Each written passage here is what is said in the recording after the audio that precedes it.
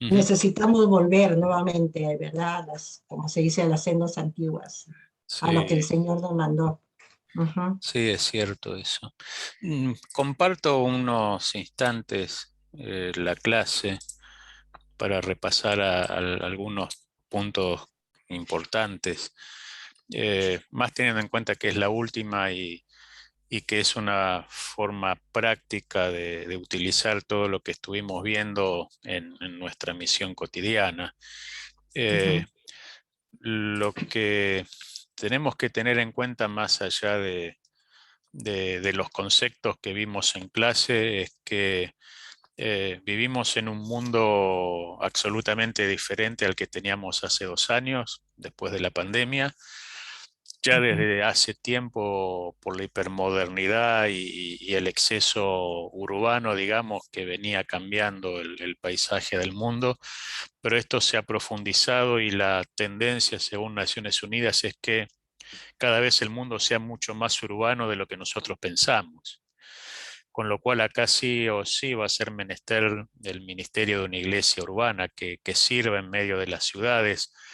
Ahí yo les había puesto en la clase que para los próximos años el 82% de la población de América del Norte va a ser urbana, en América Latina y el Caribe el 81%, en Europa el 74%, Oceanía el 68%. Bueno, la gran mayoría del mundo va a vivir en grandes ciudades y en sus ciudades desarrolladas plenamente, con lo cual esto es un desafío, ¿no? Desde Tokio, que tiene 38 millones de habitantes, pasando por México, que tiene casi 21, o Nueva York, que tiene 18 millones y medio, o Shanghái, que tiene 24 millones.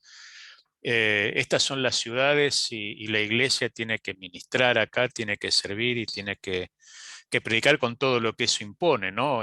No podemos dejar un ujú, folleto, un tratado en un rascacielos, en un edificio, en medio de oficinas, de cemento, ¿sí? Con lo cual es todo un desafío para la evangelización incluso.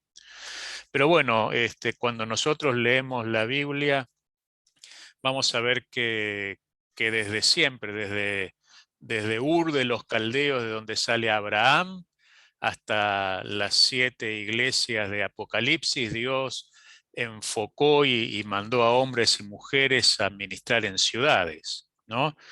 Eh, con mayor éxito, con menor éxito, pero eso no dependía del mensajero, sino de la resistencia del corazón de las personas, ¿no?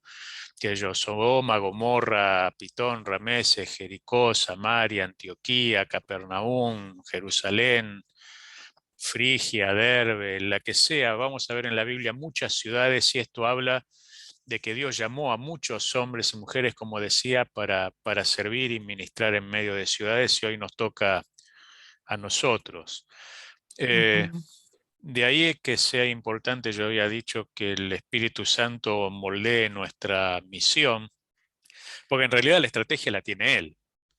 El ujú, que conoce a las personas, el que conoce nuestro contexto, el que conoce nuestras ciudades, el que conoce nuestras limitaciones y obviamente el que tiene todo el poder de parte de Dios para interceder, obrar, es el Espíritu Santo. Entonces necesitamos, como vos decías, volver a las sendas antiguas, ¿no? A los principios novotestamentarios. La iglesia ujú, primitiva no tenía ningún recurso salvo el poder del Espíritu Santo y digamos que eso le alcanzó para conquistar al Imperio Romano. ujú, Y tener en cuenta lo que hizo Jesús, ¿no? Que esto sí es importante y que para nosotros muchas veces pasa desapercibido, en el sentido de que todo lo sabemos, todo lo hablamos, todo lo predicamos, pero nos cuesta llevarlo a la práctica.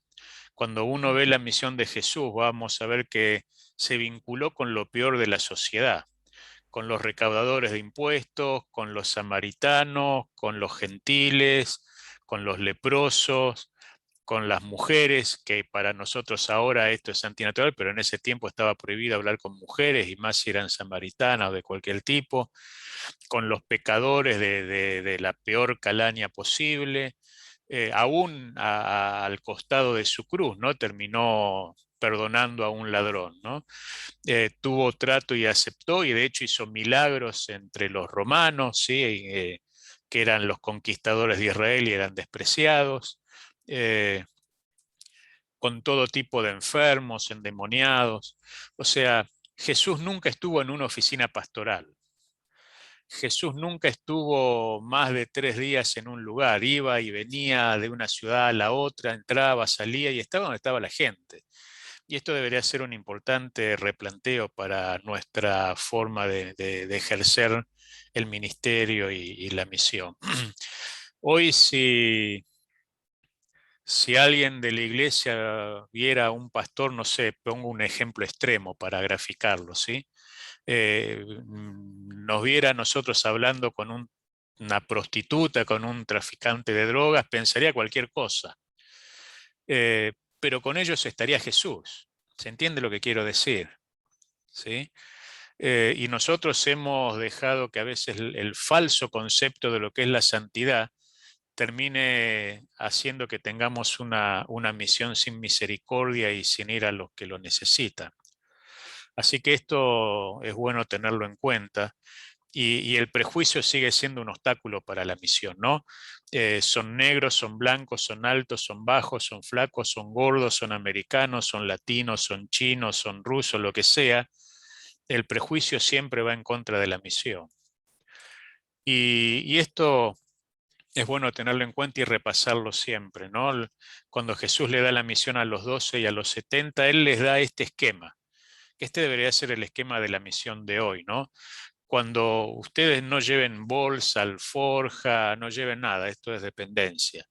Cuando entren a una ciudad, a una casa, lo primero que hay que hacer es bendecir a las personas, entablen vínculo con ellos, coman lo que les ponen delante, sanen a los que estén enfermos, esto es, hagan señales, y al final, fíjate que Jesús dice, y díganles entonces el reino de los cielos se ha acercado, pero ese es el último paso. Y es como que la iglesia invirtió el orden, ¿no? Primero nosotros predicamos, le decimos a la gente estén atentos y con cuidado, ojo, no se contaminen con los que son del mundo, porque eso ofende nuestra santidad. Y si aceptan el mensaje, recién ahí oramos por ello, con lo cual es exactamente lo contrario a lo que Jesús dijo. También contrarios son los resultados que tenemos, ¿no? Que esa es otra cosa. Pero bueno, y más en este tiempo entender que no es posible cumplir nuestra misión sin entablar vínculos con las personas. Porque es lo mismo que yo venga y te diga, Elizabeth, ¿me acompañarías a ver las carreras de caballo o a apostar al casino el mañana? Y me vas a decir que no, primero porque es un mundo que no conoces, segundo porque soy un perfecto desconocido y tercero porque eso no es un propósito o algo que vos haces en lo cotidiano. Entonces, salvando la distancia, esto es lo que siente una persona del mundo cuando le decimos, ¿querés venir a la iglesia mañana? O sea, no tienen ni idea, no entiende por qué. Por más que esté atravesando problemas, a lo sumo dirá, quiero que ores por mí, pero no va a entender la motivación, ¿sí? Y hemos pasado mucho tiempo encerrados en los templos. La templolatría hizo que la misión sea desmerecida y se desvanezca.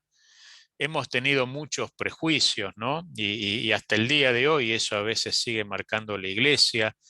No sé, entra un joven tatuado, no sé si le dicen así ustedes allá, o con aros y colgantes y de aspecto raro y más de, o no sé, o un pordiosero o alguien que vive en la calle que entre un domingo en la iglesia y se siente en un banco de la iglesia y más de uno se va a correr, ¿no? Porque o lo va a ver raro, ¿sí? Bueno, eso es prejuicio. El hecho de que todo se concentre en la plataforma y no en las personas, y no haber predicado a Jesús como Señor, porque en realidad Jesús, antes que Salvador, es Señor. Y la iglesia enfatizó el mensaje de Jesús como Salvador y Sanador, lo cual es real y es cierto, pero descuidó un poco el hecho de que Jesús es antes que todo nuestro Señor y por ende, en el lenguaje del Nuevo Testamento, es el dueño de nuestra vida. Es el que tiene absoluto control y soberanía sobre nuestra vida, ¿no? Y no todos los cristianos lo entienden esto en esa forma. Y obviamente el COVID que vino a cambiar todo de manera dramática y hasta el día de hoy seguimos con eso. Entonces, primero tener en cuenta que todos somos obra de Dios, criatura de Dios y que estamos hechos a imagen y semejanza de Dios. No importa la profundidad o la magnitud del pecado que hayamos cometido, Jesús murió por todos, no murió por un grupo selecto de cristianos. Nos llamó a transformar la realidad, a ser diferentes al resto, y quizá ese fue el problema de Jesús, ¿no? Si uno se fija, Jesús no encajaba en ningún modelo de su época, era distinto. Bueno, eso le costó la cruz, pero bueno, a nosotros nos puede acarrear también consecuencias.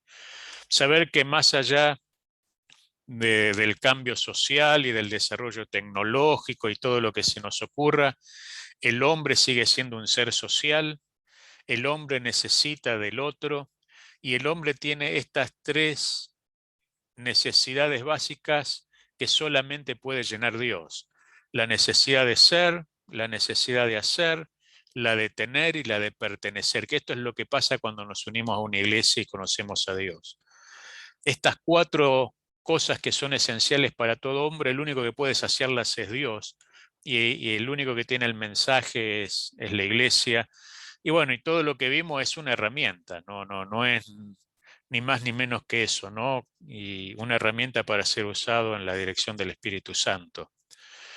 Entender los tiempos, conocer lo que está pasando en nuestras ciudades, en nuestros contextos, en nuestros países, y atender a esa necesidad, porque eso es lo que le pasa a la gente, ¿sí?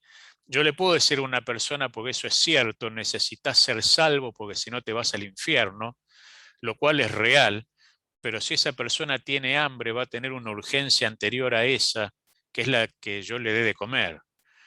Y si le falta trabajo, va a tener la necesidad de que lo ayude a conseguir trabajo. O sea, es cierto lo que le estoy diciendo, pero no es su prioridad.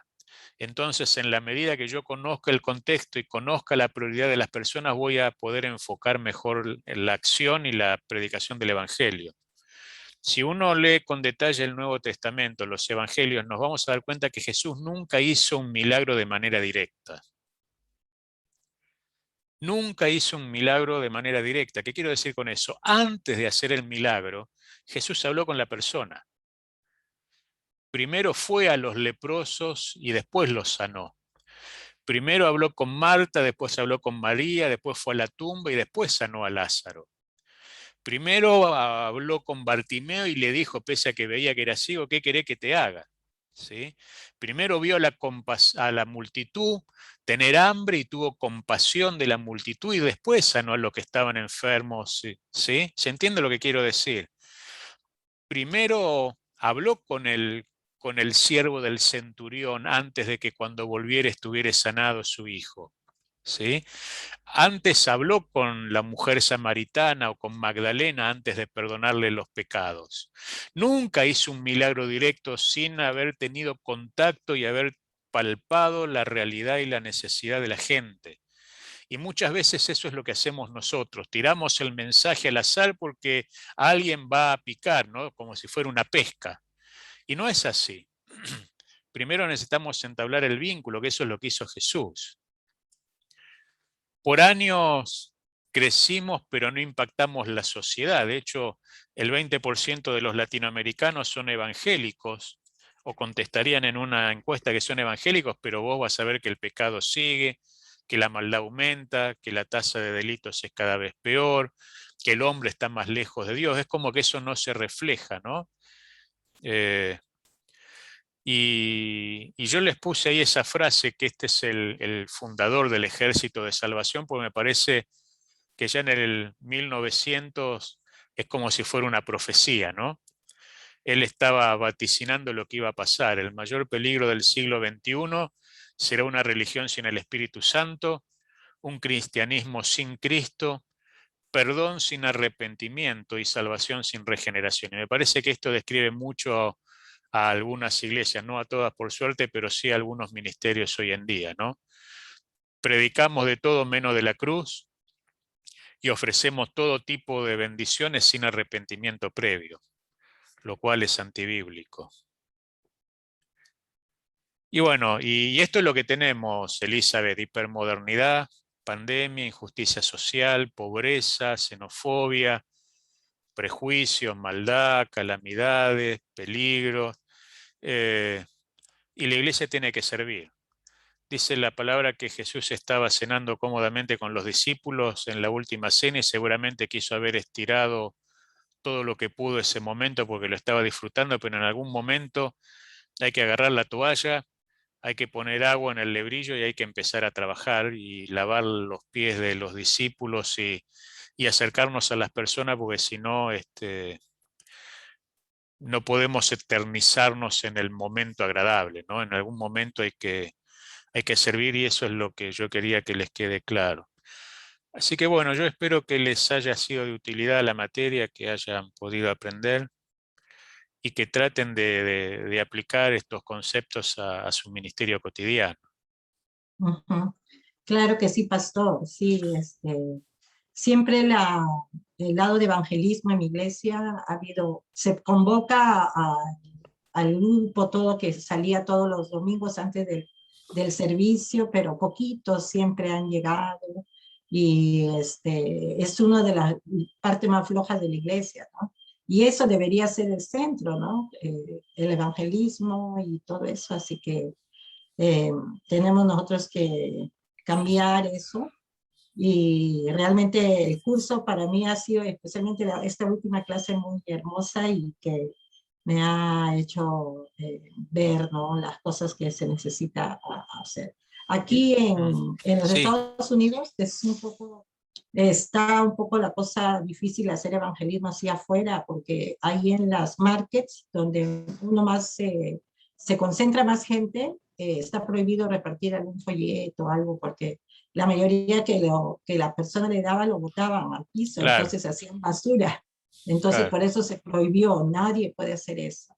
Y después, nosotros más que todo agarrábamos las escuelas, porque claro, mientras las mamás estaban ahí esperando a sus niños, todo, entonces ahí uno tenía que estar, podía conversar, platicar con alguien, y siempre claro. eran los mismos padres que estaban ahí, así que uno podía ser amigos, así que nosotros cuando iniciamos nuestra iglesia hicimos eso a través de la evangelismo ahí afuera en las escuelas, ¿no? Está Hay bueno. algunos que claro que siempre te rechazan, pero Sí, pero es está así, buena ¿no? la idea. Lo importante es Sí, que, que esa es una tendencia, ¿no? Porque hay como una cristofobia hoy en día. sí, Pero de ahí viene la importancia del discipular a la gente para que donde uno esté, en el trabajo, en la escuela, en la universidad, en el metro, en el bus, en el auto, en ujú, Walmart no claro, sé, o haciendo las compras en algún lado, en el Costco, donde sea, el Espíritu Santo siempre va a poner la oportunidad de predicarle a alguien. sí, ujú, Y esto es uno a uno, ¿no? claro, Entonces, si en mi trabajo la gente ve que pese a todos los problemas que tengo, yo soy diferente, les va a llamar la atención. ujú, Y en algún momento me van a preguntar.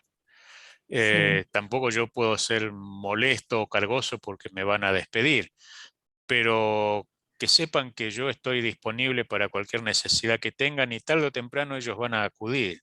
Entonces, ujú, yo puedo, no sé, pasarles una predicación de algún predicador famoso, ¿sí? Pero el predicador famoso está en el púlpito, el que está en medio de la gente soy yo. Entonces, no está Gilson para cantarles a ellos, ¿sí? Pero estoy ujú, yo para orar por ellos. claro, Entonces, y esto era lo que hacía la iglesia primitiva, donde ujú, cada uno de ellos estaban, allí eran luz, ¿no? ujú, Por eso y yo siempre voy a rescatar el ministerio de Juan el Bautista. Yo mucho tiempo me pregunté por qué Jesús, ¿te acordás? No hay en Mateo 11:11, Jesús dice, no hay hombre mayor nacido de una mujer que Juan. Estaba hablando de Juan el Bautista, ¿no? ujú, Y yo decía, ¿por qué Jesús dijo no hubo otro mayor? Porque uno ve a Abraham, Moisés, Elías, no sé, hicieron caer fuego del cielo, abrieron mares, sacrificios impresionantes, milagros asombrosos, y no sé, desde Josué, el que se te ocurra. Juan el Bautista no hizo nada, porque vos no lo ves sanando enfermo, abriendo mares, derribando ejércitos, conquistando naciones, nada. ujú, Eh, pero cuando uno lee ahí en el Evangelio de Juan sobre Juan el Bautista, había cuatro cosas que Juan hizo y que cuando uno lo dice pareciera ser que son una tontera, pero que son realmente importantes. Primero, te acordás, ¿no? Él dice, cuando le preguntan a Juan si era el Mesías, él dice, no, yo no soy digno ni siquiera encorvado de desatar la correa de su calzado. El que viene detrás de mí, el cual es más poderoso que yo, ese es el Mesías, con ujú, lo cual era alguien humilde. Vos fíjate lo que él ujú, dice, ni siquiera soy digno de desatar su correa. ujú, Dice, soy la voz de uno que clama en el desierto. O sea, él lo único que hacía era mostrar a Jesús. O sea, había una ujú, profunda humildad y dependencia de Dios por parte de Juan. Esto pensalo con las grandes marquesinas de los ministerios modernos, ¿no? Donde ujú, se habla más de las personas que de Jesús. Él dice, yo ni siquiera puedo desatar sus zapatos. Es necesario, ¿te acordás Juan 3:30, que yo mengüe y que Cristo crezca? ujú, O sea, solamente mostraba a Jesús, él no quería ni pretendía que la gente lo viera a él. Y Jesús ujú. vuelve a hablar de Juan, Juan 5:35, y dice, él era antorcha que ardía y alumbraba, y vosotros quisisteis regocijaros en su luz. ¿Viste? Cuando vos prendés una vela, la vela alumbra, pero al mismo tiempo que alumbra se va consumiendo. No sé si le dicen Claro. vela a ustedes. Sí, sí, sí, sí. Bueno, una vela llega el momento que se consume y se apaga. Bueno, ese Ujú, es el claro. ejemplo con el que Jesús compara a Juan el Bautista. Por alumbrar, Jesús dice, Juan se consumió. Wow. Y ustedes se Ujú, quisieron regocijar y se regocijaron en la luz que dio Juan. Ahora, cuando uno mira a Juan, lo único que hizo Juan fue señalar al Mesías, nada más que eso. ujú. Jesús Sí. dice, no hubo hombre mayor nacido de una mujer que Juan. Ni Moisés, ni Abraham, ni Elías, ni Pedro, ni Pablo, Juan. Y me parece Ujú, que eso también debería hacernos pensar si nosotros en nuestra vida señalamos únicamente a Jesús y nos consumimos solamente por Jesús, ¿no? ujú. Con lo cual siempre volvemos a lo mismo, ¿no? A lo que vos decías.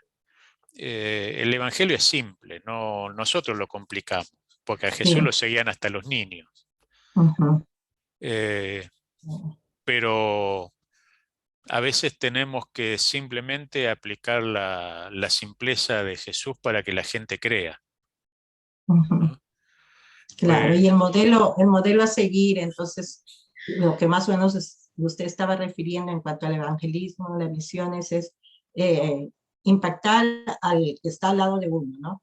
Entonces, primero hacerse amigos y y que vea tener la una diferencia, relación de ¿no? amistad, claro, y de ahí ya invitarlo Claro, o pues. sea, yo no me quedo con plata que no es mía, yo no digo malas palabras, yo no tengo un exabrupto contra alguien, aunque me perjudique incluso. Era lo que hacía la iglesia primitiva, ¿no? La gente se terminaba sorprendiendo de por qué cuando iban a ser muertos en el circo romano, oraban por los que los estaban matando, bendecían a los que los maldecían, repartían sus bienes para darle de comer a los pobres. O sea, era gente que uno, cuando uno lo piensa fríamente, eran unos trastornados. ¿Se entiende lo que quiero decir? O Sí, sea, hacía sí. todo lo contrario a lo que alguien en su sano juicio haría. Ujú. Bueno, ese es el sermón del monte. Eso es, sí. Ujú. Wow. Entonces, a la gente no le importa mucho que yo le predique 45 minutos y le demuestre cuánto sé, sino que capaz que le dé un abrazo, aunque sea el peor de los pecadores, y le diga Dios te ama, porque eso Exacto. va a ser más significativo que 40 minutos de una predicación, Sí. quizá, Ujú. ¿no? Exacto. Y que eso era lo que hacía Jesús. Jesús le hablaba a la multitud, pero con las personas trabajaba uno a uno.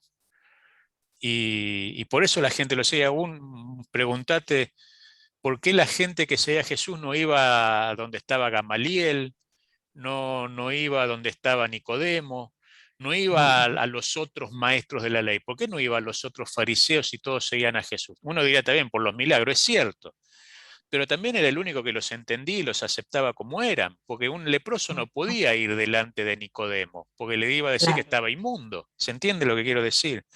Ujú, Una sí. mujer samaritana no podía haber hablado con Gamaliel, porque nunca le hubiera dirigido la palabra.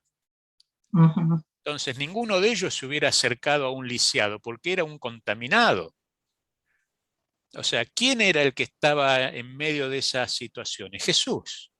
ujú, sí. Entonces, hoy, ¿por qué también deberíamos preguntarnos por qué la gente rechaza no a Dios, sino a la iglesia? Ujú, En parte, ¿no? ¿Por qué la gente no quiere saber nada con la iglesia? Y quizá nosotros somos un poco Nicodemo o Gamaliel o alguno de estos fariseos que miramos a la distancia para juzgar, cuando Jesús decía, no juzguéis a nadie y no seréis juzgados, ¿no? Entonces, la gente iba donde era comprendida y era amada. ujú, Y da la casualidad que claro, eso pasaba con Jesús, no con los demás fariseos. exactamente. Ujú, Así sí, que, bueno, espero que te ujú, haya servido. Ah, recuerden que la última tarea es un ensayo más, ¿no? De 3 páginas sobre la última clase, pero las impresiones generales de todo. Y bueno, ok. me alegro que te haya sido útil Eh, y espero sí, que puedas pastor. aplicarlo. Sí, claro que sí. Muchas gracias. De verdad, este tema es muy interesante y lo ha usted explicado muy bien. Cada clase es muy entendible y agradecemos su esfuerzo, pastor, también. Sí, Bueno, que tengas buen gracias. fin de semana y un gusto Igual manera, haberte visto, Elizabeth. Cuídate, Dios te igual. bendiga. Dios le bendiga, pastor. Bendición. Adiós. Amén.